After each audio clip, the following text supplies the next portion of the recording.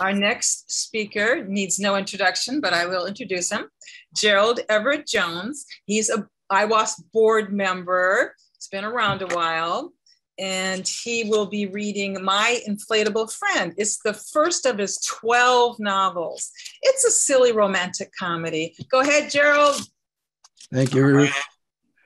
Car jockey Rollo Hemphill is taking a fantasy break from his job parking luxury vehicles at the Wuthering Palms Hotel in Beverly Hills. A prominent guest at the hotel is the glam movie star Monica LaMonica.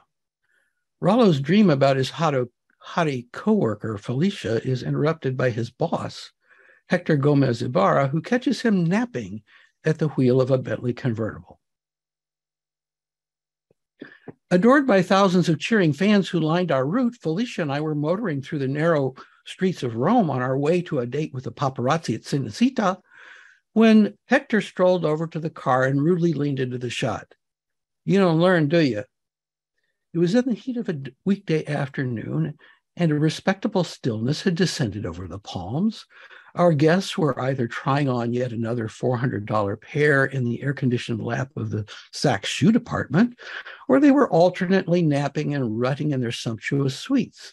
I therefore saw no need to take his rebuke seriously. "Some pal you turned out to be," I pouted. As I expected, his tough look evaporated, and the snickering smile of my homie Hector took its place. "You take the heat, the old man lets off steam, everybody got a job," he explained. His expression broadened to a 100-watt Aquanet smile. "No worries, I got your back, bro." Why doesn't that make me feel all cuddly, I wonder? "Don't screw up this job," he said. "Or maybe you want me to sponsor you for dishwasher at Barney's Beanery, something like that?" He'd more than made his point, but I didn't have to acknowledge it because at that moment, a familiar white stretch town car pulled into the drive. "Battle stations," I muttered, getting out to resume my post at the curb. Hector noticed I hobbled a bit. "You get anything off Felicia last night?" "When she realizes how perfect we are for each other," "Just what I thought. Nada," he laughed as he jerked off in pantomime. "She stomp your foot?" He obviously already had too much information. "Felicia doesn't speak to him. She thinks he's a wannabe gigolo. And Audrey confines nothing without getting large gossip currency in return. So I wondered how he knew so much about my aborted proposal and from whom. I'm getting ready to make my move, and some guy named Stan shows up, built like a refrigerator, wearing this majorly hockable gold watch. How does a normal guy compete with that?" "Gotta make her jealous," Hector said, his gaze tracking the limo's approach. Among the words that will live in infamy, those are surely some, planted by my compadre at that moment like virulent seeds in my fertile unconscious, dared to proliferate like some nasty weed until all my thoughts, waking and otherwise, would be focused on that single goal. With Hector close behind, following through on his promise to watch my back, I was in motion toward the rear door of the car, but her driver, Ernie Washington, was way ahead of me, making a show of earning his salary. "Miss LaMonica," Hector was in front to exclaim as she jumped out at us.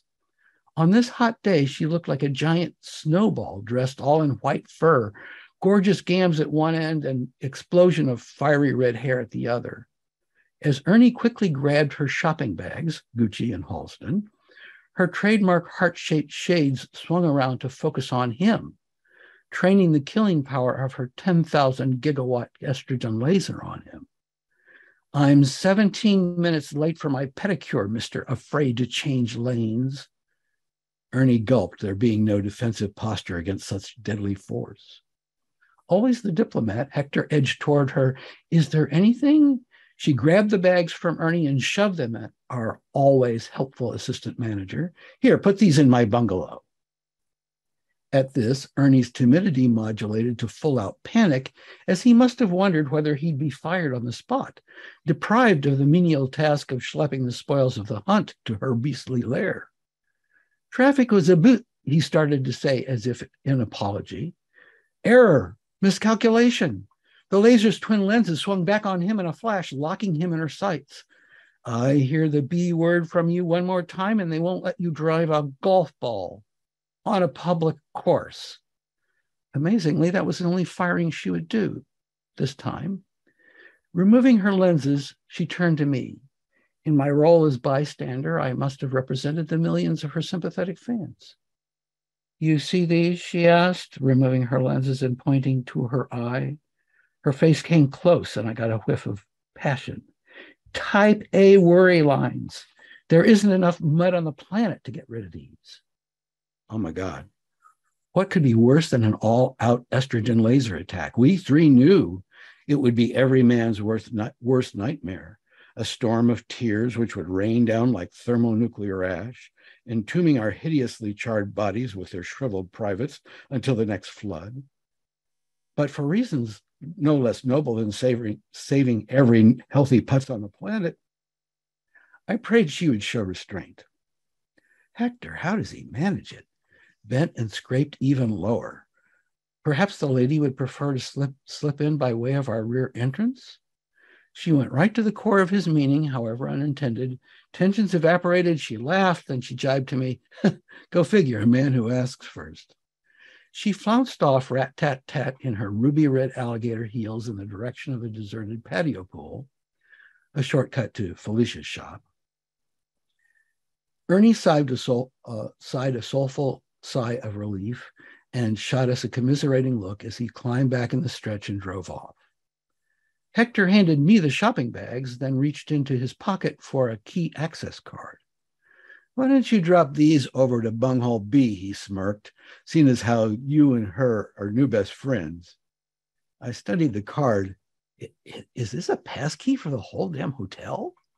Replacing the smirk, he did a very convincing, menacing glare. Pendejo, I'll know if you steal so much as a Cheeto from the minibar. Thank you.